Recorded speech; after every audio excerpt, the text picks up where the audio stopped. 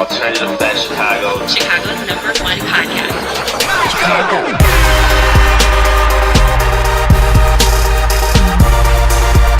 In the city of Chicago. Alternative Fat Chicago. Chicago's #1 podcast. Our famous city. Audio Follicle Productions.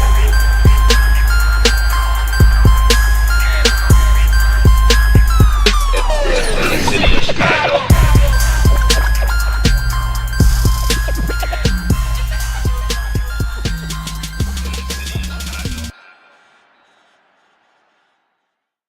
You're definitely not taller than me. Yes, I You're am. 1,000%. You want to make it that? I'm probably taller than you. You're always talking some nonsense. Awkward. I promise you, you're not taller. Do you really think that? Like, not even close. We're probably the same height. Actually, probably not at all. Like, I guarantee you're not as tall as me. Okay. Just making up some nonsense. Okay. You ready to do this? No. Negative. Negative. All right. You let me know. 6:35. Go, go, go. Think we'll be ready. We'll be done by 7:30. I bet we will. We'll have there's a lot to talk about. Yeah. Okay, 3, 2, 1. Episode 66 of Alternative Fact Chicago sounds a little bit different. Man, we got a new theme song, and I like it. That was dope. Don't do that. But I'm pretty hyped today. We got a new theme song. Yeah. It's amazing. Alternative Fact Chicago, moving onward and upward.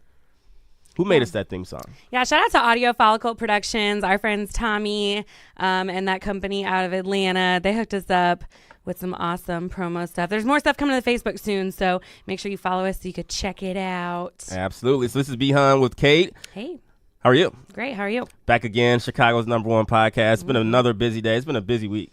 Hell yeah. It's cold. It's been a busy couple weeks. It has It's been been. crazy. That's good, though. I like staying busy. Yeah, good. That means we're doing good things. Exactly. It's getting cold, though. It's supposed to snow this weekend, maybe. Mm-hmm. You got your, I know, Miss Southern Girl, you got your boots and winter Yep. coat and all that. Actually, I just ordered a winter coat like last week. I'm really excited. It's here on time. Oh, yeah? Yep, I'm excited. Do you wear it today? Where is it? No, it's at home. It doesn't snow yet. Oh, so only when it snows is when you're going to I break mean, it out. I don't need it yet, but I'll need it Friday when it snows. It's cold, though. It's like windy cold. I feel like it's going to be a bitter winter. Yeah. It was a mild winter last year, your first one. You're probably like, it's not that bad in Chicago. Well, you should live here, so. Yeah, when I was a kid and, Times have changed. wore snow pants to school. Snow pants to school. I know my daughter loves that. They love wearing like snowsuits and snow pants. Yeah, I and did too when I was a kid. It was super fun. You probably have that now, don't you? Don't let me see Yeah. you in like a big snow outfit one day. Oh my God, I have one. You I do? go outside and make snow angels all the time. You're going to be walking by. I'm just going to hit you in the head with a snowball. You don't even know what's coming. I am down for a Yeah. snowball fight, though. Yeah, I'll kill you in a snowball fight. Don't even play. Kate thinks she's taller than me, too, by the way. I was like, a minute ago, she was like, I'm taller than you. I'm pretty sure I'm taller than you. All right, we'll take a poll. We'll take a picture and put it on social media, Sounds good. and then I'll be right. Okay. Let's do it. You're awesome. So, plugging our social media. I know my Instagram and Twitter is Behun1984. Where can they find you? On Twitter at Kate Hassett, CaitHassett, and on Instagram at Kate No Jenner. And of course, you can follow the podcast at Alternative Facts Chicago on Facebook and Instagram, and on Twitter, it's AFacts Chicago. Absolutely. You can always email us too at alternativefactschicago@gmail.com. We're doing a relationship advice segment today. It's got a good one that I'm excited to talk about. Awesome. You can always email us like sponsorship ideas, any other ideas. Tell us to go screw off. You can email us that too if you want, but probably not. Has it happened before? Never. Oh, okay, just making sure. Our show's pretty dope, so Just checking. we really don't get too much negative feedback. But you can always email us if you want. But thank you for supporting the show. And what else do we got coming up very soon? Come see us live. We'll be at the Chicago Podcast Festival. It's going on right now. It's already started. Our show, our live podcast is Sunday, December 2nd. Going to be sharing the stage with the Southside Heat podcast. It's Clement Townsend and NBA All-Star Antoine Walker. It's going to be super fun. If you've never been to like a live podcast, I think this is your opportunity to check it out and come see us. Tickets are like $14, super cheap, and we have links all over social. So buy them now. Make sure you're there and come support AFAC Chicago. Absolutely. You have no excuse not to come. It's a Sunday evening. Won't be Give you much plenty of notice. Won't be much football on. It will not. It's after Thanksgiving, before Christmas. You're going to be in town. So we need you all to come out and support if you're in the Chicago area. It's a good time, though. Live podcast is fun. And it's our first one as a duo. So yeah, it's going to be fun. Even more reason to come out. Mm-hmm. Awesome. And then 2, just an update. I know we had Bacchus Entertainment. They're putting on a bar crawl here in Chicago, the very first one that Alternative Fact Chicago is going to be helping be part of, help sponsor for it. But there is an update due to a scheduling conflict, I believe, with one of the bars that they actually had to push the very first bar crawl that they have. So it's actually going to be taking place now on January the 26th, which is actually a little bit better. It's going to be the same bar, same setup. They have some updated like ticket packaging, prizes that you can get as well too. So we'll be updating you guys for that on social media. So it will not be on November 17th now, but it will be January 26th. And koozies. They announced Oh, today, if you buy a ticket, you get a koozie. Who doesn't love a koozie? It is. I think they have another giveaway. I don't have it up in front of me right now. To where they'll be like $500 away or something like that. So they got a lot of cool incentives. I know they have merch coming out too if it's not out already. So they're actually doing a lot of cool things. So I can't wait. It's actually perfect because it'll be after the holiday season. People are going to be ready to get out, start partying again. It's going to be a Saturday. I love bar crawl, so I'm pretty excited for it. Awesome. So yeah, make sure you stay on top of that. January 26th, but we'll have more details very soon. And it's your turn. Who's our fan of the Why week? do you say it like that every time? Because you have to pick fan of the week, but who is it? Okay, it's our good friend Doug Russ, the Rock Dog at Wild Dogs Radio. If you're not familiar with wilddogsradio.com, just a really cool independent radio station. They play our show, a lot of other ones. And the coolest thing about it is that they play all genres of music. Like he'll go Tim McGraw to like Gucci Mane. Like he doesn't care. He play really it all. So he's super awesome guy. Follow him on Twitter at The Rock Dog Show. It's RAWKDAWG. He's a fan of the podcast. He's just a friend of ours, always hitting us up on Twitter, talking about the event, showing us love, sharing our stuff, airing the podcast, and then of course disagreeing with B-Hun about wrestling. So we love him even more. But yeah, shout out to Doug. He's the best. He's helped us with a bunch of stuff from, social media to just letting the world know about our stuff. So yeah, shout out. Yeah, shout out to Doug. He's a great dude. We've known him since almost the inception of the podcast, but he's just a guy that always looks out for us, always listens to the show, gives good feedback, and he loves wrestling. So shout out to Doug there. And side note about pro wrestling, I know Kate gives me crap. A lot of people give me crap for liking wrestling. I don't care. You're not gonna stop me, and I don't care. So anyway, it was funny. We got a message actually on our Twitter, and it's like a brand new person just started listening to the show, and they were like, "Oh, you talk about college football, pro wrestling, and politics. That might be the greatest thing ever." So we are the greatest thing ever. We are the greatest thing ever. But yeah, I'm glad that we switch it up and we talk about wrestling because people out there do like it.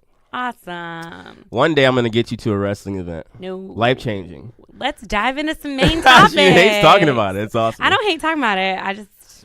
It could be your thing, It'll be yours one day. Yeah, no. They all convert. They all come to the light one day. I can name a lot of people who've never converted, so it's fine. Awesome. We got some things to talk about. These midterm elections. Everything's a mess. The fallout's been going on. So yeah. What's going on?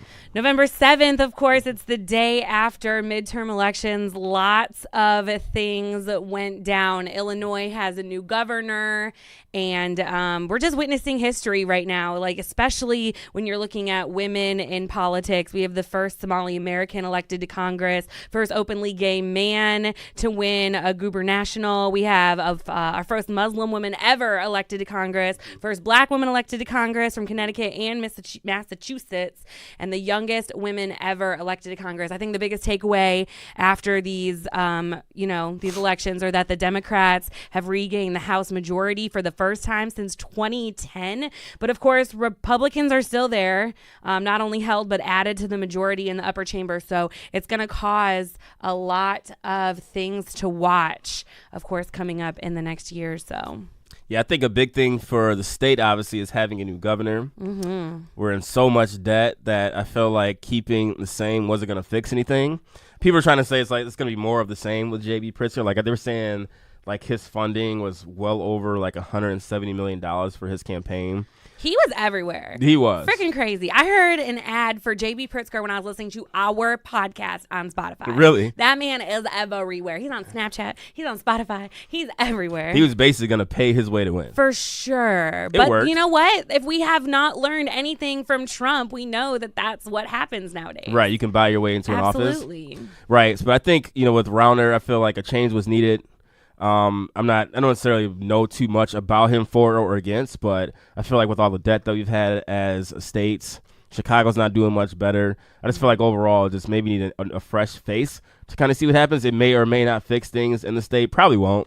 I feel like government in the state right now is very corrupt. Obviously, Chicago is very corrupt, but it'll be curious to see there. It was a very big win, a big night for Democrats in the state of Illinois. Obviously, regaining the House is big too. There's going to be a lot of friction. I'm glad you mentioned that too with the House and the Senate and making decisions now. But I think it was needed to kind of sort of balance the power. If it'll work or not, I'm not sure. A big takeaway is that a lot of the states that Trump rallied in and promoted for, a lot of the Senate there actually run and stay Republican. So I think overall for what he wants to pursue and push forward, I think that won't change. But I think there was a lot of change in getting more Democrats into the House, some changes in the Senate, and then just like local elections around the country, I think helped out too. A big thing, obviously, for the state of Michigan, and I had a Facebook post up, and the debate's going crazy over it, obviously, is they finally legalize recreational marijuana. What do you think about that? First state in the Midwest. It's crazy. I don't really know anything about Michigan, to be honest, like how people are there or whatever, but I think it's just a big win for the Midwest. They were the first one to do it, so it's only a matter of time before it's everywhere up here. It needs to be. Yeah. I mean, I don't disagree with you on that. There's really no reason not to, especially if it'll bring money to the economy, then why not? But Right. It's funny because I made a joke when there was like people thinking that, I'm just going to be able to start smoking weed in their jobs and all that. Right. Let it be known, you will get fired. Like some company, just because it's now legal for recreational use, don't just think you could be rolling up blunts, smoking them at your desk. It ain't like that. And then two, if you're still trying to get a job, if some companies still drug test, they still may not hire you if you fail a drug test for smoking weed. So I would say tread lightly with that. It's not just going to be a free-for-all as of yet. But I do think it's really no reason for it not to be legalized. Like I said, if it's going to bring more money to the economy, which we need it in all ways possible, I think I'm down for it. Yeah, absolutely. Just a lot of big changes, and I think we still have some things we need to be paying attention to in terms of politics, like, elections are over, but that doesn't mean we get to stop listening and educating ourselves. So obviously there's going to be friction with this many Democrats high up right now, and we need to keep some things on our mind, like, for one, the combat for leadership, how that's going to play out, Democrats versus Republicans, and, their differing opinions. But also we need to keep an eye on whether or not Trump's going to shake things up again and bring new blood into the White House. Right. Despite the speculation that the White House Chief of Staff John Kelly has one foot out the door, he's publicly committed to him staying in till 2020.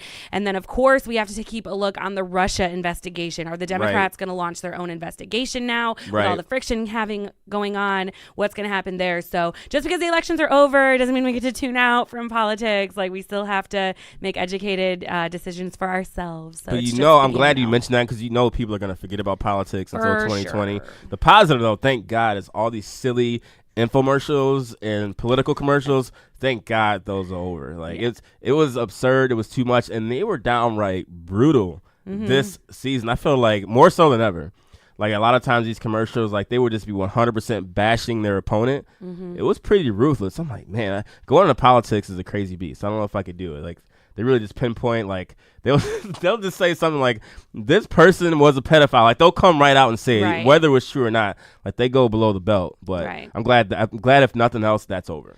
But to play devil's advocate, I feel like we need to be doing that because these officials are running our country. Obviously I'm from Georgia, and we have some Georgia listeners, some friends that I've brought over from the podcast. What up, Georgia? Yeah, there was a huge thing going on with their political race over there because Stacey Abrams versus Brian Kemp. Brian Kemp, of course, was governor before, and now he got reelected and was basically guilty and admitted and then retracted his statement that he had his people had stopped African American voters from casting their votes in the state of Georgia. So I feel like if you are going to run for office and you are going to take these political responsibilities and have the well-being of our country and our states and our neighborhoods in your hands, you should absolutely be scrutinized for every decision you've ever made.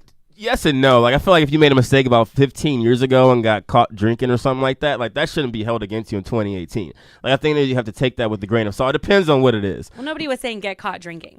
Sometimes That wasn't a thing. they were. Like, sometimes they were saying like this is the silliest things. Yeah. But anyway, I think the problem is when you do that commercial, a lot of people are influenced by what they see on television. Right. So if they say JB Pritzker did something such, one wrong thing, they may, this person sucks, I'm not going to vote for him. Mm-hmm. But that's how they capitalize on the weak-minded people that'll see one bad commercial about someone and say, I'm not voting for them, as opposed to taking your time, looking past that and still doing real research. Obviously, they're going to bash the other person because they want them to be in the seat. But I do think, and I'm glad that this year, obviously the turnout has been much better. I think in almost every single state, don't hold me to that, like there was a rise in like the amount of people that voted, which is great to see. So yeah, Illinois was like a 40-something% increase. Yeah, It's crazy. Absolutely. So I think it was definitely needed. Obviously, you put the devil Donald Trump into office, and now look, people are like, we can't have that again. So at least people are getting out and voting. So I think a lot of the messaging was great. We're going to need that again for 2020. Obviously, with 2020 coming up, who the hell is going to run against Donald Trump? You got any predictions yet? No. None yet? I don't even think I could know. So, obviously, in Texas, I know Ted Cruz won the Senate over Democratic Representative, was it Beto O'Rourke, who's wildly popular. He wasn't even supposed to come close to winning, and he damn near almost won. He's a great candidate, I think, that's kind of on the rise right now, that I think if anyone can possibly beat Donald Trump, he's kind of on the rise right now. I think he can give him a run for his money. People are trying to say like Joe Biden. I'm not sure if Biden can beat him. I'm sorry, Bernie Sanders lovers, but he's way too old. Like, don't bring us back. Like, he's 4 years older than 4 years ago, and he was already old then. So I'm sorry, guys. We do not want an 80-year-old president as president of the United States. It just doesn't even, the optics look terrible. Right. Like, he's a great man. He should have ran 20 years ago. So no on that, but He's I'm gonna doing other things. Yeah, but no, they're saying he's a possibility of running, and then of course your girl Hillary might run again too, but she will lose again. Yeah. So we either have to have the guy from Texas. I'm not sure, but if nothing else, we can't have 4 more years of Donald Trump. Hopefully not, but we'll see. I definitely think we're gonna have at least 4 more years of Republican though. Wait, but that's impossible because obviously Trump's gonna run again. So Someone will run saying, against him. Oh, and they'll beat him, you're saying? I don't think we're going to have Trump again, but I think we're going to do Really? at least 4 to 8 more years of Republican. That is an interesting prediction. That's my prediction. Yeah, so it's been crazy, but please stay on top of this. Do your research. Like, don't just think because, the race is over, you can go back to your normal life, forget about politics until 2020. Like, things are just beginning. I'm glad there has been some shakeup, but it's on us now, all the listeners and everyone around the country, to just stay on top of what's going on and actually really know about the people that you're voting for. I know a lot of people actually voted this year, which is great. Keep doing it. But I bet I can predict that most people listening to this didn't really know who they were voting for. They probably voted mainly on political party alone, which isn't always a good thing, because just because you're a Democratic, you vote Democrat, doesn't mean that's always the best candidate. So please do your research for 2020 and really know who you're voting for. And that's our message. Awesome. Yeah, it's awesome. Speaking of Georgia, I know you had some friends in town last weekend that I didn't get a chance to meet. So listen, Kate had some friends in town. Her best friends couldn't even invite her co-host to meet her best friend. So sorry, girls, if you were listening. Shannon, I know, is listening. I would have came and met up with you, but Kate didn't invite me. First of all, if we need to go back and read the text, we can, because that's not what happened. I don't have that. Okay. I deleted it. Yeah, I'm sure you did. I'm sure you did. Anyway, yes, my friends were in town, and we had a blast. And watching a bunch of Georgia girls ride on an L for the first time and get, I don't want to say stalked, but have a homeless man come real close to their face and ask for money was probably the funniest thing I've ever lived through. That's like the most Chicago thing you can have happen. You we did all the most Chicago things. Yeah. Yeah, you were texting me like, I'm in Chinatown. Like, what the hell are you doing in Chinatown? It's not China. Like, why are you in Chinatown? Whose idea was that to say, let's go to Chinatown? For sure. I'm the best tour guide. I showed them all. We had one full day, and we did like everything. It was great. Awesome. I'm glad you had a good time. Yeah, me too. Me too. Shout out to Shannon and Ashley and Brittany. They're all listeners. Awesome. Moving on. Let's get to some NFL talk. It is the mid-season. Yeah. 8 games played for most teams. So we're at the midway point. A lot of the top teams are in the running right now. It's actually been a pretty hectic first half. I think there have been a lot of great games, a lot of close games, like way more overtimes than I've ever seen. So There's a lot of parity in the NFL right now. But as we're at the midseason point, if we're going to make some predictions right now, what do you see is going to happen in the second half of the season? And then 2, who do you think at this point is going to make the Super Bowl? So obviously there's 4 teams to watch right now that everyone's kind of got their eyes on: the Rams, the Chiefs, the Saints, and then the Patriots, who are always Super Bowl contenders. Lots of people are looking at the Rams right now, I think, but I think that they have a lot of small holes in their defense. A good team is going to be able to just take advantage of that in the postseason. I think it's absolutely going to come down to the Saints and the Chiefs. Saints offense just looks unstoppable right now. Patrick Mahomes, he's a beast, absolute beast. I enjoy watching him every single week. His numbers are going to be unreal by the end of the season. I mean, his first season as a starter, and he's just going up from here, but he's going to face some tough competition in the postseason. I think he's the most efficient passer out there right now in the league, and if he can keep it up, I think he's going to take the Chiefs all the way. So I'm going Saints, Chiefs, and Chiefs to win it all. Oh, my gosh. You're putting the Chiefs to win it all with a rookie quarterback. With a rookie quarterback. He's a beast. He is a great quarterback. My problem with the Chiefs, though, is Andy Reid, their coach, is like a regular season legend. Come playoff time, he finds a way to choke for each and every season. So for that reason, that's my only downside on the Chiefs. Okay. Like, their stock is very high. But I think if they get home field advantage, maybe. Yeah. But I'm not ready to downside and say the New England Patriots still aren't the team to beat. I mean, they got Tom Brady. They started 1-2, and people were freaking out, and they have not lost since. They're 7-2 now. They did already beat Kansas City, even though it was in New England right now. So they have the tie break over them.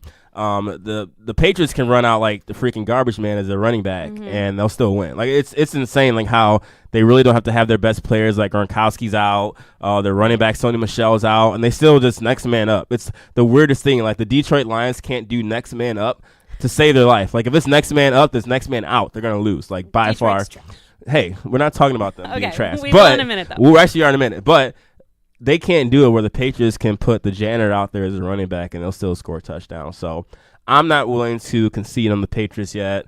My preseason predictions was New Orleans versus New England in the Super Bowl. And as we stand right now, it actually looks pretty good. It's holding up. Yeah. I am going to pick Drew Brees. I think that they are due right now. They actually just signed Des Bryant today, which is a hell of a pickup. We should talk about that and what that means for the team. But I'm picking the New Orleans Saints, New England, and I think Drew Brees deserves one more Super Bowl.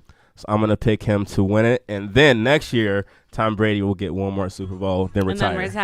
And then retire. I will say if the Saints and the Patriots go to the Super Bowl, I think there's a really good chance the Saints will win because there is no way Atlanta is going to want to see the Saints win at Mercedes-Benz Stadium. Oh, really? Atlanta and the Saints are just absolute haters. People will come out to that game to root against the Saints. So I think when it comes down to it, I think the Saints are going to Super Bowl. I can agree it might be the Patriots. I think it's going to be the Chiefs, but I think they're going to lose in Atlanta because so many people are going to come out just to hate I didn't think about that. And it's a dome too. They play in a dome now. For sure. The Saints in a dome are lights out. New England's defense isn't that great, but I feel like it would be a shootout. That would be an amazing Super Bowl. But even if the Rams were to make it, which I don't think they're gonna, because I feel like they're gonna slowly start collapsing. I feel like they have too many personalities on their team to where they're gonna slowly unravel. I think they had a hot start. They'll definitely make the playoffs. Don't get me wrong, but yeah, they're not a postseason team right now for sure. They're great. They're fun to watch. They're a good team, right? But just too many small inconsistencies, particularly in the defense, and I don't think they're gonna go far in the postseason. I don't think so. I think they're still like a year or two away, but they're great to watch right now. I do love how the NFL is like high scoring. The ratings are back up, so they're doing well. Like all these games are just shootouts, which has been great to see. Sucks my fantasy team. I'm actually I'm in dead last in my fantasy team. It's horrible. It's bad. This is the worst fantasy season I've ever had. Like all my running backs have gotten hurt. I've just had some crappy luck that I'm in last place. But all the other teams I'm playing against, they've been killing it. So shout out to everyone on the fantasy who's doing well, because Lord knows I'm not. But it's still cool to see. I think it's been a dope NFL season, and I'm pretty excited for the second half. Cool. Speaking of the second half, it starts the second half of the season. My Detroit Lions are in town this weekend playing the Chicago Bears. So we got to do a little friendly wager here. Who do you think is going to win? Well, I know who you're going to pick, but I was like, wait. I don't think anyone is going to side with Detroit right now. Yeah, they're a mess. They traded their best receiver, and it really hurts. They gave up 10 sacks against the Vikings. Who gives up 10 sacks in the game? Yeah. But yet people are trying to like. The Vikings aren't even looking that good right now. They're okay, but like not to be getting 10 sacks against the Lions, and then Lions fans are like blaming it on Stafford. I'm like, sorry, he can't get sacked 10 times. And what do you think's gonna happen? Anyway, what's your prediction of the game? I think the Bears are going to win, obviously. Do I need a score? We didn't even talk about I mean, do you think it's going to be blowout or do you think it'll be close? I'm expecting a blowout. I don't think the Lions will score in the first half. What? Yep. At all? 0 points? 0 points first half. Wow. Okay. Well, I'm going to pick the Lions. I think that our season's on the line. They're 3-5. If we go 3-6, it's really over. It's probably over as it is. But I think somehow, somewhere, we're going to get lucky. So I'm picking the Lions. They're going to win like 26-21. I think it'll be a close game. I don't know. The Bears are coming off a really good win They are. last week that they really needed. Yeah. I think they're just going to be like phenomenal this weekend. But they played the Bills. The Bills are awful. They're It doesn't matter. They're like worse than the Browns. It doesn't matter. They just needed that win. They needed that confidence boost. They did. I think we're going to see a really outstanding team this weekend. Really? Mm-hmm. I can see it happening at the Lions' expense because we do things like that. But I think losing to Minnesota, I think they know their backs on the line. So I'm picking Lions. You're going with Bears. I think losing to Minnesota and losing to Golden Tate is it's dagger. going to kill y'all this weekend. Yeah, I think so. Lions are known as a franchise to fold under pressure. So we'll see. But hopefully it's a good game. It's going to be cold out. I heard it's going to be like 30s this weekend. Mm-hmm. I got friends going to the game. They're asking me if I want to go. I'm like, maybe. Like, they want to go see Lions lose in 30-degree weather. Might be better off watching it in some heat and watching it on TV, but we'll see. We'll see. Dope season. I'm sure we'll be talking about the NFL week to week as it goes along. But we're going to move on to some Chicago news. Hasn't been a lot going on, but we'll definitely still cover it. But before that, this portion of our Everything Chicago segment is sponsored by the Wrigley Report. Cubs fans, if you're looking for the latest Wrigley renovations, updates, team news, player analysis, and overall Cub news, look no further than the Wrigley Report. Your source for all Chicago Cub news. You can find us on all social media sites at Wrigley Report. Once again, that's at Wrigley Report. I know they got their offseason coming up. We're going to be talking about some Cubs and baseball offseason a little bit later. Well, that'll be shaking up very, very soon. But what's been going on in the city of Chicago? So, yeah, Obama, former President Barack Obama campaigned in Chicago and then also in Northwest Indiana on Sunday, right before the midterm elections. He spoke Sunday afternoon at the Get Out and Vote rally. That was in Gary. And, of course, he was supporting Democrat Senator candidate Joe Donnelly.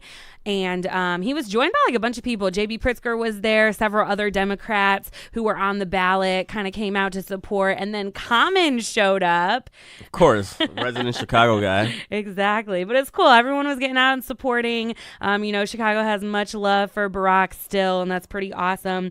And, of course, he was urging the crowd to support the Democratic ticket. That includes the Attorney General candidate and Kwame Roll, which is the congressional candidate. Of course, Lauren Underwood and Sean Casten. So he came out, rallied around his city, and obviously did some stuff. Yeah. No, I had a friend that went. They said they loved it. It was a great experience. Yeah. Obama's just like an amazing professional speaker. He's such a good speaker. Right? Like when he talks, you want to listen to him. He can command the entire room. He's great at it. Sure. To where he commands the room to where you want to listen to him. Donald Trump commands the room to where you want to leave. It's just it's like a weird difference. It's a weird difference of how you command a room. He like demands respect when you talk, like just the way he carries himself. So I heard it was a great experience. It was a good time. Obviously, he was supporting J.B. Pritzker, who actually won the governor race too. So overall, it was a great day and a great week for Democrats here in Illinois. But there's still a lot of work that needs to be done, though. That's for sure. And then, of course, Trump went around and is planning more, but he was rallying for Republican parties in other states. So it kind of brings up the question: is how useful do you think this is? Obviously, we know that our state tends to swing Dem anyway, so we have to take that into consideration. But do you think that Obama really pushed Pritzker over the edge, and do you think that Trump will push his states over the edge to vote Republican? Not really. I feel like in this case, I think Pritzker put so much money into the funding. He was everywhere. He was going to win whether Obama was there or not. I don't think Obama supporting him, because obviously he probably supports every Democrat candidate in Illinois and any other state for the most part. So I think Pritzker was going to win regardless.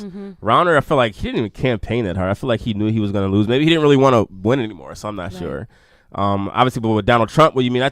Trump's going to push what he wants. People listen to Trump. Surprisingly still, there's a lot of people who may have jumped ship, but there's a lot of people who still support him. So he won where he wanted to win. I think that's only going to matter for him for the next 2 years. So got to look at that. He doesn't care about the rest of the country. Like, how many times has he ever even been to Chicago since he's been in office? I really don't think so. I don't know. I don't think so. I'm pretty positive he hasn't. Pretty positive he hasn't been to Detroit. He likes to talk about us on the news, though. Absolutely. He Like likes to tell us what's wrong with us. Yeah, never been there. Like, I'm pretty positive he's never been to Detroit. Anywhere that people don't favor him, he's just not going to go. He's going to talk from afar, or he'll tweet about it from afar. So you don't think that there's a lot of clout behind these visits? You don't think it really changes the election? I don't think. I think it's all for show. So what's the point of doing it? Make an appearance, talk to the people that support you.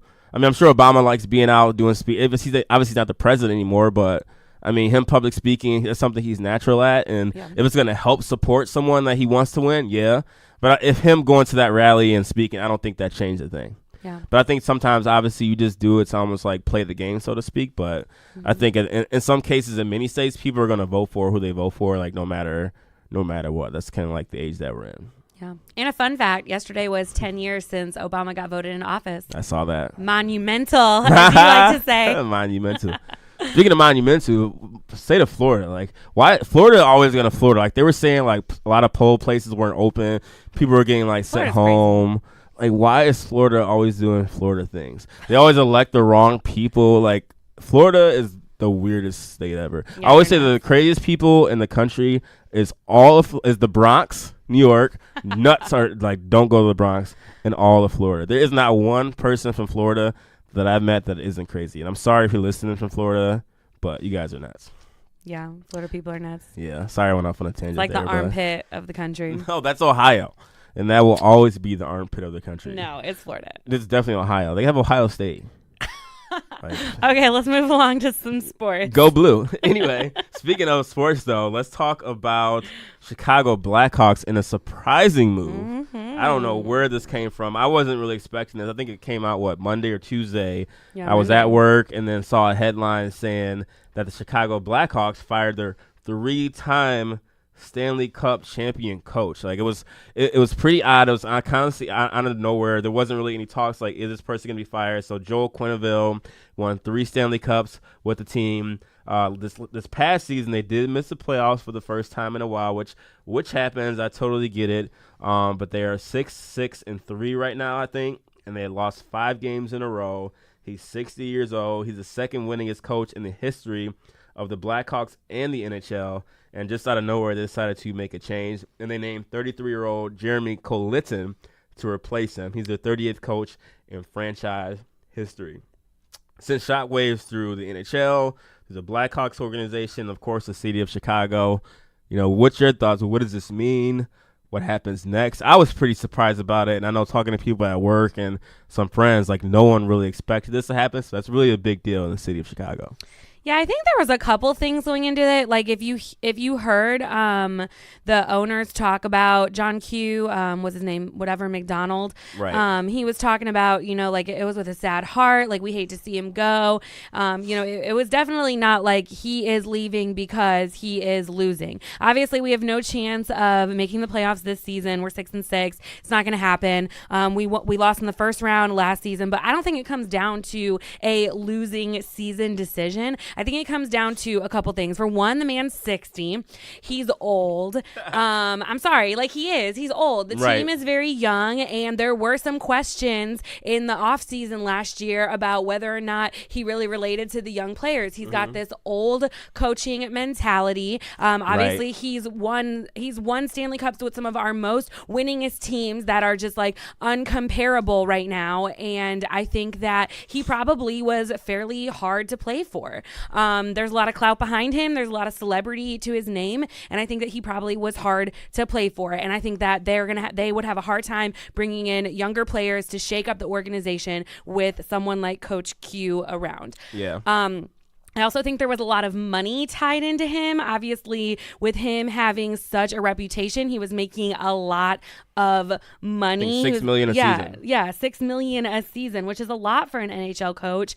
And obviously, they haven't been winning. And so I think when you look at him and then Kane, and you think about how much money is wrapped up into just 2 players, it made more sense to go for a younger coach who's going to shake stuff up and then divvy up that money onto 3 or 4 lesser players who have more of a future with the team. Because I think there's just the point right now where everybody is kind of so young besides Q and Kane that they need to be like nurturing this talent and have a young coach who kind of knows how to work with younger players. I mean, it's absolutely a generational gap at this point. It's not because he's a losing coach. We know he's not a losing coach. Yeah, I think sometimes you just need a mental shakeup to the franchise. For sure. I read a stat saying they haven't won a playoff series since the last Stanley Cup in 2015. Right. Which 2015 is a while ago now. You really don't think about that. You think they've still been winning.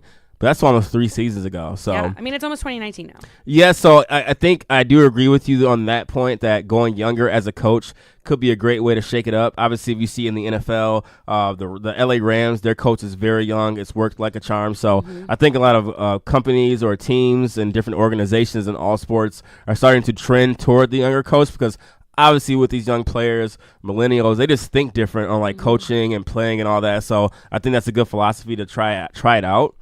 The bigger thing to where I think the Blackhawks screwed themselves is they tied so much money into Patrick Kane and Jonathan Toews, two players, I think even Duncan Keith, like 3 players who are amazing, 3 of the best players in all of the NHL. But for that reason, they weren't able to re-sign their other players over the years. Like they just lost some of their best players. They aren't able to sign new players like some of the best players. So it's like those 3 guys and then everyone else. So, but at the end of the day, you have to pay the talent. You have to pay the talent or nobody's going to come to the games. They don't have money to pay them.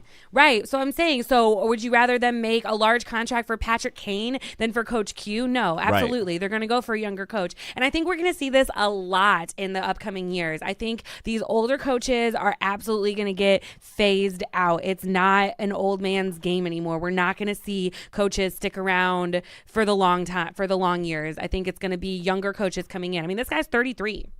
That's crazy. Yeah. I'm not sure if he's the youngest coach in NHL history, but no, he's not the youngest. I forgot. I saw who was the youngest. He's not the youngest, but he's young. He's young for sure. Yeah, that's a pretty big deal. So I think it goes to show that the Blackhawks run is over. I mean, they had a great run. 3 cups in 6 years. Made it very far the other years that they didn't make it. So it's pretty tough to do. They almost had like a mini dynasty, which most don't do in the NHL outside of the Detroit Red Wings, the silent Detroit plug. But, I mean, it's tough to do. They had a great run, so now they'll have to rebuild. We'll see how long that takes, but that's probably of all Chicago teams outside of the White Sox. Obviously the Bulls suck too, but it's crazy. Like thinking about Chicago sports, the Bears and the Cubs are probably the 2 teams that are really rocking right now. I think the rest of the season is going to be really exciting. Think so? Absolutely. Yeah, I think sometimes you need a mental shakeup, a fresh voice. So we'll see, but stay Blackhawks fans. It's funny that a few years ago, like everything was Chicago Blackhawks. You don't really see that around the city too much now, but it's a very fair weather city in terms of sports, for what I've come to understand. But at least the Bears are good. I think the city. I don't think that's true. I don't think that's true. Cubs fans waited like a damn 100 years. I don't think that's true. Wrigley didn't used to be packed until like the last few years. I beg to differ, but I'm glad the city's better when the Chicago Bears are good. Like waking up every Sunday, everyone's trying to watch the Bears game. I think that's much better. That's probably the top sport in the city, so I'm glad that they're at least competitive and doing well now. Yeah, me too. Yeah, what is anything else? We didn't have anything else for everything in Chicago. What outside? I feel like it's been everything's been politics, election heavy. I'm like, what the hell else has been going on in the city? I didn't see too much. I'm like, man, it's been a slow week for the city, but it's all good. I think everyone had their focus on politics, but now that's over. I feel like we're gonna get back to all the tomfoolery, the debauchery, someone else doing something crazy very, very soon. Yeah. Awesome. So sorry, that's everything Chicago. Didn't have much to talk about there, but we talked about a lot. No, what do you mean? I'm kidding. I'm just giving you crap. Hater. So. What else is going on? Well, we got to take a second to thank our sponsors for this next segment. Posh by Imani, a women's apparel boutique based out of Houston and founded on faith, love, and the right to stand out. Just launched a brand new plus size collection, launching a brand new location this year. And they also are all over social media. So follow them at Posh by Imani. That's IMANI. Receive your free shipping until the end of the year and enjoy your quality, affordable, chic apparel, serving all women one curve at a time. time. Awesome, and they just re-upped their sponsorship, so thank you for that. One of our best sponsors, so we appreciate you there. We're always looking for more. We have some new packages that we're offering, got a lot of cool ideas, so please, if you want to inquire, email us at alternativefactchicago@gmail.com. And now we're going to get back to this relationship advice segment that we need a name for, so please, if you have ideas of what we should name the segment, please let us know. We'll think of it soon, at least by the next time we do this, but got a good question from a listener of the show. Her name is Mackenzie, and she wanted to know, would you stay with your significant other if they have admitted or got caught cheating on you? Let's get Kate's thoughts on this. I think you should go first. first. I went first last time. Why? Because I went first last time. All right. Tough call. I'm probably going to say it depends on the situation, but more often than not, I'm probably going to say long-term no. Like you may stay in the situation for a minute, but I think once you actually have or know in your mind that someone has actually cheated on you, I feel like it's always going to be in the back of your mind, to where I think you'll never fully 100% trust that person that you're dating, significant other, guy or girl, doesn't matter. I don't think you'll ever 100% trust that person ever again. So I've seen this in plenty of other relationships, in the past, where the person may stay with them even though they got cheated on, but the relationship just wasn't the same. Like they were questioned all the time, where you're at, what are you doing? And then obviously on the flip side, like the person may want to try to get payback on you. So overall, I think if you ever get caught doing that, your relationship is doomed. I'm not to say that it's always the case. I'm sure there's people that it's happened to and they worked it out. You might still stay together, but you got to think we can't ever judge people. Everyone's situation is completely different. Like there may be kids involved. You could be married. There might be a lot of things going on to where you can't just say I'm going to up and leave, but I think it's just kind of on you, like what you want to do. I think the best way to go around that, if you want to stay with the person, get counseling, get help, go talk to someone as a couple. I think a lot of times that helps when you talk things out to other person or a mediator or someone that can actually help advise you on these things, because being home at night, arguing back and forth is never, ever going to solve anything. So sometimes having a mediator kind of help in the situation. If you want to stay with that person, that may help clear the air. But overall, I'm going to say long-term, I think if you get caught, you're screwed. Yeah. If you need a therapist, my roommate's name is Josh Waters, marriage and family therapist. I'm going to go ahead and say that if you have been cheated on and you're thinking about taking back your significant other, you need to do some self-reflection and ask yourself if you can personally get over it. Are you going to be able to move on and trust that person again? And if the answer is no, then you have your answer. I think taking someone back who has cheated is more detrimental to them than it is to you, because if you're going to act out, if you're going to not trust them, if you're going to act like a freaking crazy person, then you don't need to do that for either one of your own well-beings, let alone your relationship. So I think that that's a good time to step back and just think about it. Are you going to be able to get over it? If the answer is yes, I want to work through this, I want to get over it, then go ahead and take them back. But if the answer is even remotely close to no, cut the ties, move on, block them on Facebook. You don't need them. It's not always that easy, though. It's like, say if you're with the person for 3 years and it happens, are you just going to immediately cut them off? For sure. You're a cold-hearted soul. So you probably can do that. Sure. Yeah, I absolutely can do that. Absolutely can do that. It's tough. You would but deep down, I think you would still be sad, though. Yeah, you definitely would be sad. But if you can never forgive them, then what's the point of being sad? What's the point of being with them and being sad and trying to get over it and being mad? Because it's just going to turn into more. And I also just believe that once a cheater, always a cheater. I don't believe people change. Yeah. Yeah, maybe, but I don't believe. But it also I don't believe depends. people change. People can change, 100% change. But I would say you have to also think of too, like why it may have occurred. Like every situation is different, every relationship's different. But what could have been the reason that led to that point? Like, was it just like a slippery slope of a path? The relationship wasn't going good, then it happened. Was the person just out being drunk and an idiot? If you can move on. If you can move on. If you could move on, forgive and work through it, and if you can't, then let them go. That's true. A lot of people don't do that, though. They think, why this happened to me? Like, how can we fix it? And it's just like a never-ending cycle, and it's honestly, it never really gets fixed, and you're screwed. So, we'll see. That was my advice. That was your advice. That actually was pretty good advice. Great advice. Thank but you. To say people can't change, some people can't change, but I don't think so. I would say seek counseling if you want to make it work. A lot of times that does help, but just trying to argue and fight it out amongst each other never really comes out positive. We need to see what Josh thinks on this matter. We should have had him up here to kind of find out what his thoughts was. He probably We'll has some have good him one advice. time when we have a juicy relationship question. He'll have good feedback. He's the best. Absolutely. So let us know what we should call this segment, and we'll get back to that. Let us in know a your couple. questions. Yes. DM us. Let Always. us know. DM us, email us. Brian's like really good at relationship advice. It is. I'm always good at it. So good. I just gave great advice. Yeah. Like, get counseling. It always helps. Have you gotten counseling before?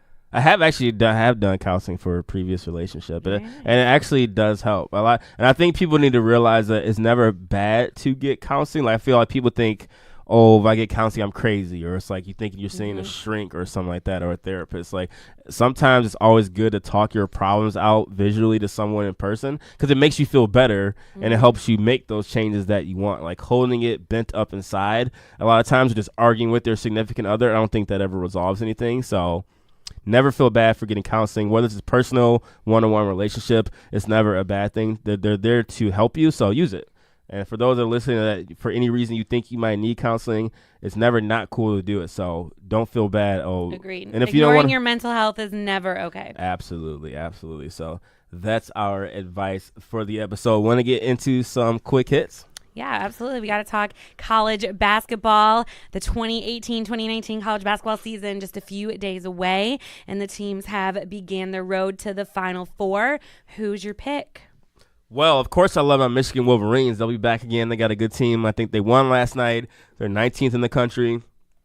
Had a different pick for the champion, but after last night and watching Duke play, the season is over. Like, I don't think Duke's going to, like, that might have been the best team I've ever seen after one game in college. And I'm hoping I'm not being a prisoner of the moment, but R.J. Barrett, Zion Williamson, like, that's the equivalent of, like, if Kevin Durant and LeBron James were in college and both played in college for one season and played for Duke back in the day, that would have been like that. Like, they were unstoppable. They beat the number 2 team in the country by like over 30 points. Like, they scored almost 120 points. After yesterday, I'm going with Duke. They might go undefeated, but that's one of the best college teams I've ever seen. Who do you got? Yeah, I go with Duke too. Great team. I think we're going to see them go all the way this year. But the team to watch, I think, is going to be the Tennessee Vols. I think it's an amazing story they have going on. Yeah. Well, last season they shared the SEC's regular season title, and they had 0 top 100 high school prospects on the roster. Seriously, they have a school in a Power 5 league. No school has done this in history or ever. Never. So I think it's going to happen. I think it's rare, but I think that they're going to go really, really far. I see them making, I don't know about top 4, but I see them going really far. And I think that each of their 6 top scorers are all back, and they're really pivotal parts of the team. They have Lamonte Turner, John Fulkerson, and Jordan Bowden. And so I think that they had a really hard loss in the second round to Loyola last year, and they didn't really get to bounce back. But I think we're going to see a new team this year. I think they're going to come back with vengeance. Great pick. That's very unique. Wouldn't expect that at all. Kansas looked good last night. They beat Michigan State. They look pretty good. I think they'll be up there, too. You like anyone who beats Michigan State? I do. I'm okay with Michigan State because of Cassius Winston's their point guard, and he went to my high school. So everyone knows that. I rock with Cassius. What up, Cassius? But outside of that, Kansas does look good. But, yeah, Duke, man, that was very impressive. So college basketball is back. We'll be talking about that more throughout the season. Next, Amazon, and we saw a report that Amazon is very close to making their second headquarter. They're going to split it into one would be in the Long Island, New York area in New York, and then also the second would be in Northern Virginia. Is this a good move? Yeah, I think it really is. If you looked at the article or read it or have just been following Amazon, they've made it a priority right now to be opening another international hub.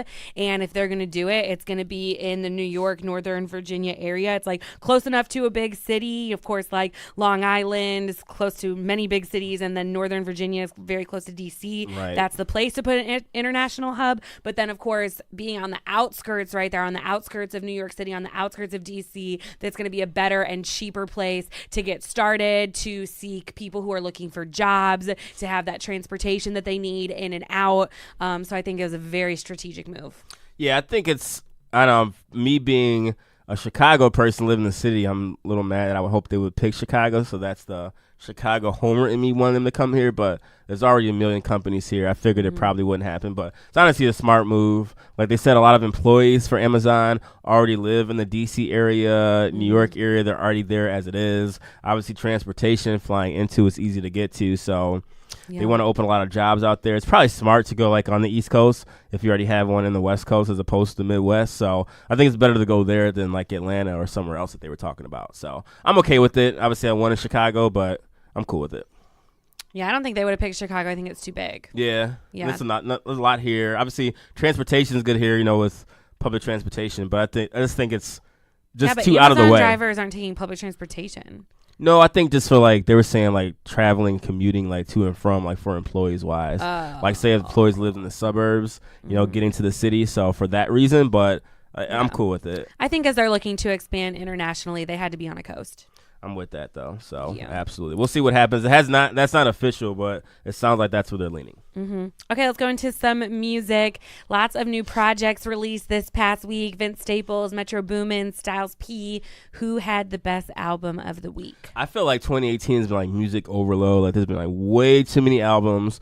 With the streaming era, it's ridiculous. Like artists are coming out. It's like rinse and repeat. Like you can't listen to any album more than once because it's already another album coming out. It's been a great year for music, but it's almost been like too much music. So when you got Vince Staples, Metro Boomin, Styles P, who else? Like Currency, Freddie Gibbs. I think Swiss Beats dropped an album. Like it's way too much. I didn't get to listen to much, but of the ones I did listen to, Vince Staples, first time I ever listened to his whole album, I liked it. Thought it was dope.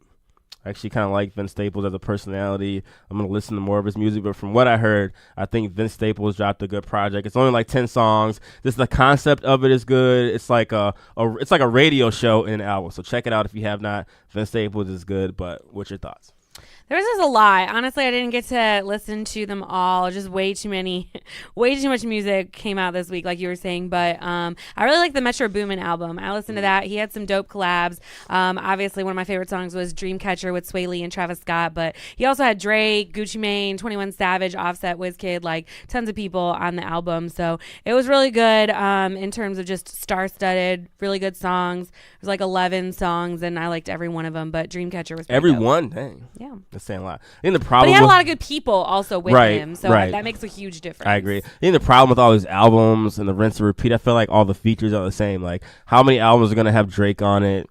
Going to have the Migos on it? It's going to have Travis Scott, 21 Savage. I feel like every album is having the same features to where I think it's diluting the product, but hey, if they're making money doing it, that's fine. But yeah, that's what they need. Takeoff is a sleeper album. He's the third Migos, very slept on. Make sure you check out his album because it was actually pretty good. I was kind of surprised, but I was pretty impressed. But I like Takeoff. Cool. So make sure you check that out as well too. Next, oh God, we haven't talked about the Ball family too much lately, but thank God. I think LeVar's kind of settled down now that LeBron is in LA.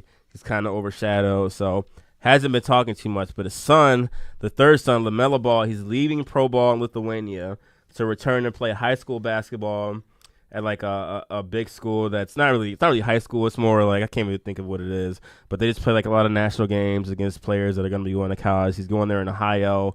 Are you buying this? How the hell is this possible?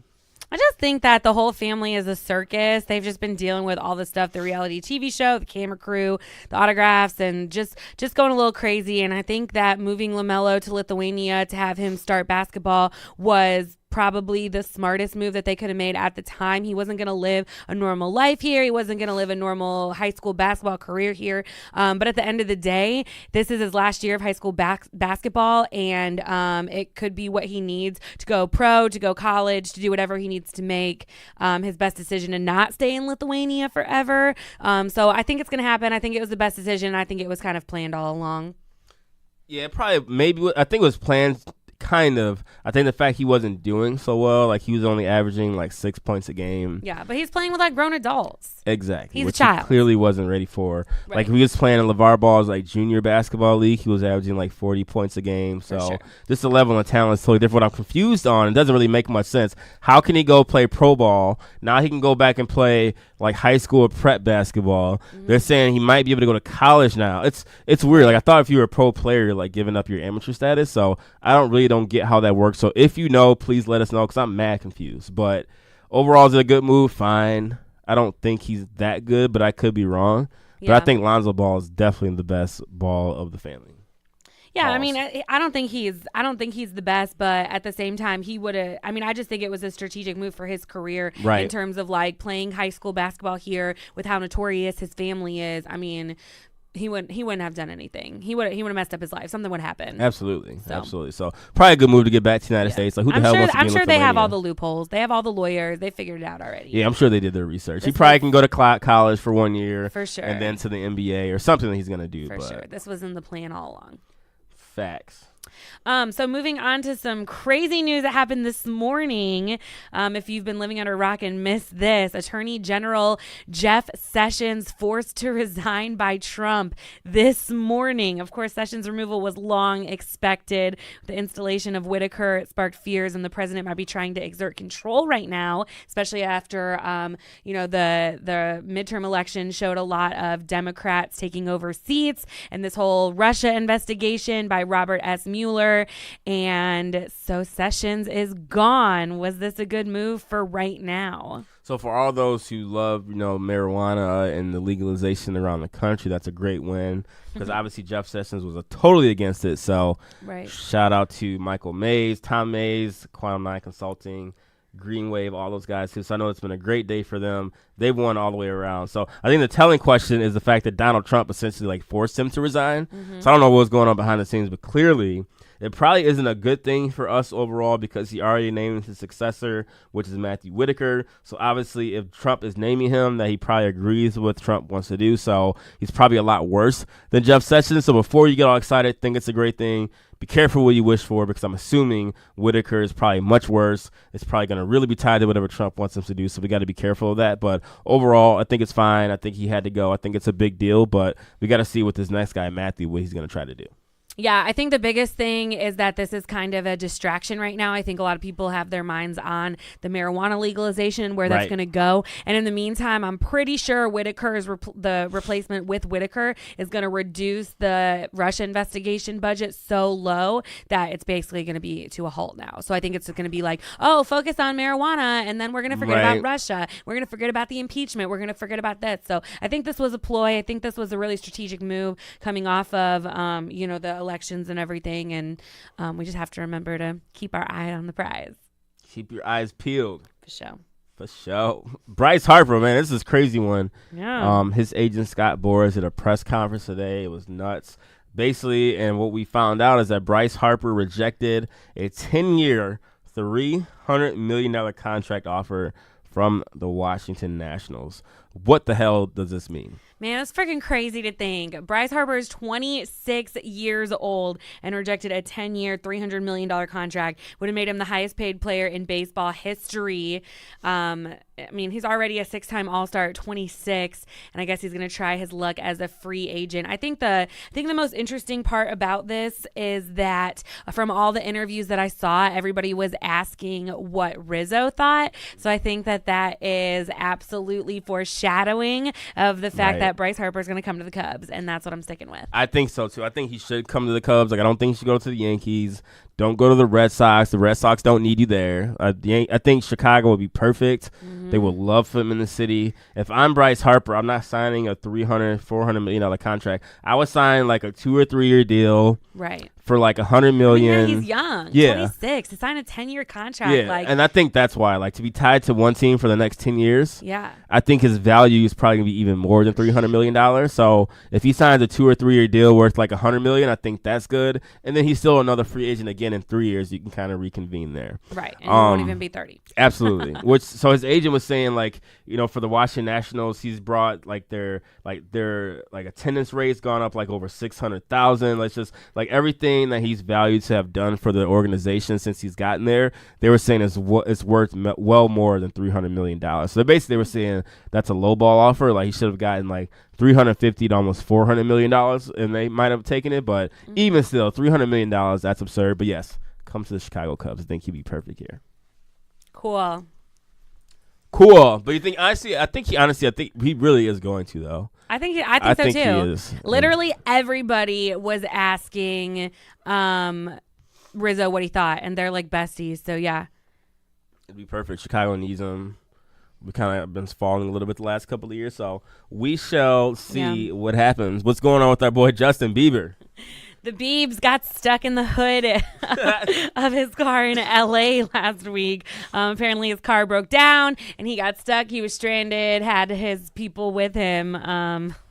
Yeah. Anyway, what's one celebrity that you would want to be stuck with for a day if the car broke down in your neighborhood? First of all, let's go back to what the hell was going on while Justin Bieber was there. Like, if you've really seen the optics of everything, they really put Justin Bieber through the Hood Olympics. Like, did you see what they were doing? They weren't. They had the camera up, like Justin Bieber singing. They were singing, white boy. He started singing. They were telling him to dance. Bieber was dancing. They had Justin Bieber doing push-ups. Justin Bieber was doing push-ups. Then he was playing against some kid on the basketball court in basketball. They got their full maximum time of Justin Bieber in the hood. I call him, they really had him in the Hood Olympics. So he was doing everything. Bieber's the man for taking it in stride. But in terms of who I would want to hang out with, I think The Rock would be a dope person to hang out with. He just seems super cool. I would want to hang out with him for a day. I could always hang out with MGK for a day. I think that'd be perfect. That's my guy, too. So I'm going to go with those two. I think The Rock would be cool to hang out with. Kevin Hart would be fun to hang out with, too. Yeah, he was on my list. I think he'd be fun to hang out with. So I'm going to go with one of those three. Who you got? I'm going to do James Corden from Carpool Karaoke. Ooh, okay. Yeah, because I feel like we would sing and we would have fun. And he's used to being trapped in a car. So it'd be super fun. That is true. Yeah. Why the hell was Justin Bieber in the hood broke down? Like, why was he even in the hood for his car to break down? Exactly. That's why I said he was my clown of the week, and you yelled at me. No, Biebs doesn't get clown of the week. Biebs the man. Why is he driving through the hood? I don't know. I feel like maybe Justin Bieber, you are not hard. I almost feel like maybe it was staged. Like, oh, let's have your car break down in the hood in L.A. Possibly. And go hang out with everyone. But shout out to Justin. Shout out to Justin. Yeah. You love you some Biebs. I am. You bring Bieber up fan, every conversation Bieber to talk Valley. about him possible. That's the man. He's your He favorite. needs to come out with some new music though. What the hell is he doing? Stop being married, engaged. I was and gonna say all he just that. got married. Who cares, man? Let the man live. Get back to the music, fam. Clown of the week. Let's do it. You want me to go first or you? You can go first. All right, I will definitely go first. And this time, first time ever offender of Clown of the Week goes to maybe rapper, wannabe rapper, not really rapping much anymore, but Iggy Azalea. You got to come up to the podium. You are getting the Clown of the Week. So for the past couple of months, I would say probably for the past year, she's been very, very big at thirst trapping on social media. All her photo shoots, her pictures, she's been all over the face with just the types of pictures that she takes. Very raunchy, showing off her body more so than showing off her music, because Lord knows she has not made any mini music. So lately she's had like some photo shoots, she's showing off her body. So of course, porn company Bang Bros offered her a contract to basically be represented by them and be a part of their brand. So, of course, a lot of people on the Shade Room and are commenting, saying, yeah, you should do it, accept the deal, blah, blah, blah, blah, blah. And, of course, she gets pissed about it, saying, I want to know why men think it's okay to harass women online. Why do men feel so comfortable being sexual predators? I don't want to be a sex worker and shouldn't have to deal with hundreds of predatory men invading my page because of a PR stunt from a porno company. Treat women better, learn consent, learn respect. This is gross. Okay, Iggy, if you want to be respected and say things aren't gross, stop putting pictures on social media to where you're flaunting yourself in this image, because then people won't relate or act to you in this way. It's kind of like a double standard. It's kind of victim shaming. Is that what you're doing right now? I'm not you're really telling her that she deserves it. I'm not saying she deserves it, but if she carries herself in a certain way, how are people? That's victim shaming. It's not. That's victim shaming. She is victim shaming. She's victim shaming herself. If that's the case, you can't take pictures in a certain way. Then when people see you in that light, saying, "Oh, you're disrespecting me," stop putting pictures up there in that manner, then people will treat you with more respect. Do you see women who don't have pictures like that getting offers from porn companies? Absolutely not. She said it. She's giving herself a layup to be getting these offers and shame this way. If she doesn't want to be seen in that image, stop putting those pictures up in that image. That can be debated all day. But me personally, as a man, when I see these pictures of Iggy, I'm like, she's thirst trapping. This is like the image that she wants to portray. She doesn't want to be a rapper. She wants to be a slut model and come off as. That's how I see her coming off as it. So I'm not shocked that many other men may see her as that type, and why a porn company may see her as that type as well. She can't come back and get offended that she's seen that way when she's putting off that image to other people. That's her own fault for portraying herself that way. And that's how people, you can't tell people how to view you when that's how you're giving off that image. So you may disagree. I would love to talk to people and debate this, but if she doesn't want that image, don't put that image out to the people, and people won't think that way about you. So I'm giving Iggy the clown of the week for that. I would love to discuss it with you. You should see the way Kate's over here burning her hole through my face right now. Clearly she disagrees. You're victim shaming. You literally just said that she deserved it because I of the way never she said she dressed. deserved it. That is literally what you said. Did that word come out that that she deserved it? That is literally what you said. I'm just saying I'm not surprised that people take that stance. I'm not saying she deserved it. But if you're putting that off to the public, what do you think is going to happen in return? Yeah. That's on her. But I'm It's just not saying on her. she shouldn't. I think you should be able to dress any way you want. You should be able to twerk on videos if you want. But if you read the whole article, which you missed something, I think, what she was clapping back at wasn't the porn company. It was the people. So the porn company came back and said, you should be in on one of our porns. And I think she basically said no, or maybe she ignored it. And people were commenting on all of her pictures and saying, like, her videos where she was talking, it was saying things like, shut up. You should do porn instead. You're a shitty rapper. Different. You should do porn instead. That's what her clapback was at. That's a little bit different. Yeah. I think her image is she should go back to making music, because she's been doing this for the last 2 years. Like, she hasn't been making music. She's been doing this. She's been going through some She's been stuff, though. twerking all over the place. Like, She's been going through some stuff. hey, she needs to get it together, but she can't not be surprised that people view Oh my her God. that way. Oh my God. Like, stop putting that out to the public, and people won't view you as that way. Yeah. That's my Because story. you deserve it if you dress like that. I'm not saying you deserve it. Mhm. That's Come what on, said. you twerking on videos. What you do you said. think is going to Victim happen? shaming. So she should So be. if you're walking half naked down the street, what do you think I'm is not going to happen? People are gonna. It doesn't matter. Yeah, we're I'm, not I'm getting just into gonna this. shut up. Yeah. We can talk about this. That's a all good day. play. I can debate that all day. I So if I'm going down twerking down the street, what the hell do you think people are gonna think about me? Like, I'm not gonna do that because that's not the image I want. Are they going to ask you to do porn and then harass you and tell Possibly. you shut up, just go do porn? I won't say that. You're not good at anything else. You're not good at your podcast. You should just go do porn. Well, that's false. So. Yeah. Iggy, I'm sorry you're getting the clown of the week, but you are hot though. Women, I'm sorry you had to hear that. Okay, moving on to my clown of the week. It goes out to Ray J. If you didn't hear, Ray J was at a club not long ago talking to some dudes about things that happen in Kim Kardashian in the bedroom. Talking about how she spent a lot of money on sex toys and she was a freak and this, that, and the other, and just giving very private details of their sex life. And basically it got out and everybody made a big deal about it and was like, Ray J, why are you worried about this? You have a wife, you have a kid, you have other things going on in your life. And then he basically came back and said that he never said it. Okay, first of all, we know you're lying because you've always been a little salty about the fact that Kim K used your sex tape to get really, really famous. And now she's really, really famous and she's moved on. And I feel like telling anybody intimate details about your bedroom experience when obviously a lot of people saw the video and know, then you're just like my clown of the week. Like, just leave it alone. You guys been broken up for a minute. You're married. Don't talk about it. Like, we know that you try to use her to get super famous and now she's way more famous than you.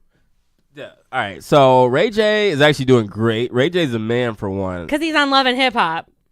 All right. So, all right. Ray J is rich as shit.